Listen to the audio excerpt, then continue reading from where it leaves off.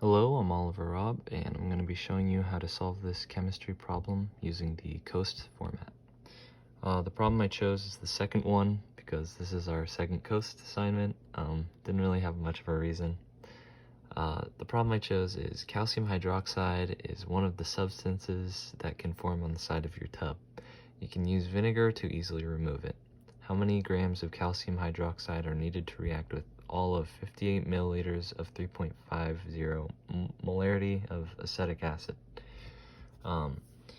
So we're given the names of the compounds, which gives us their formulas, and then we're also given the volume in milliliters and then the molarity of the acetic acid. And then what we're trying to find is the amount in grams of the calcium hydroxide that is needed to react with the acetic acid in this amount. So we need to know the balanced equation for the problem by figuring out the two compounds. We have calcium hydroxide and acetic acid,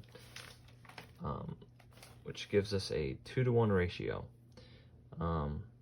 if we balance out the equation. And once we have that, we can then convert the given volume from milliliters to liters, and then we can use the volume that we calculated, the mole ratio that we calculated, the given molarity, and then the molar mass, which we can calculate in a sec, the molar mass of calcium hydroxide, and then we can use those to solve this problem.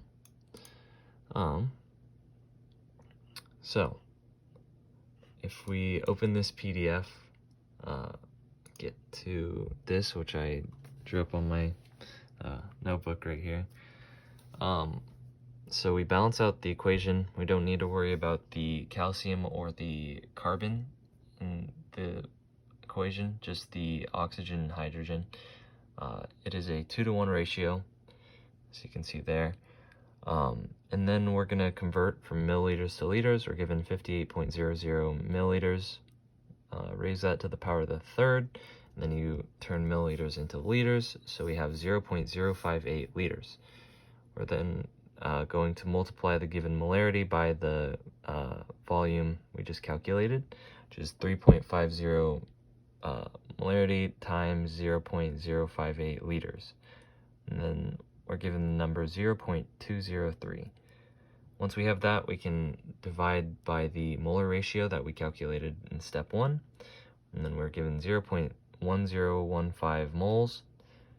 And then once we have that number, we can calculate the molar mass of calcium hydroxide, which is calcium has a molar mass of 40.078 grams per mole.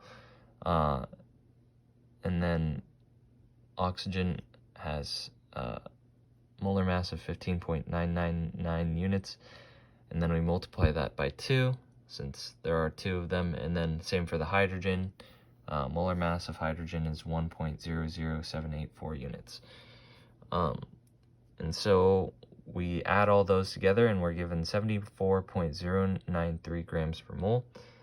We can then cross out the moles, and then we're left with grams, which is our answer that we want, which is 7.5204395 grams. We don't want to write down that big number as our final answer, so we're going to round to the correct amount of sig figs. In the question and just in this equation, the smallest amount of significant digits is this value, the molarity of acetic acid, which is 3 significant digits. So we're going to round to 7.52 grams. And that's how you solve it.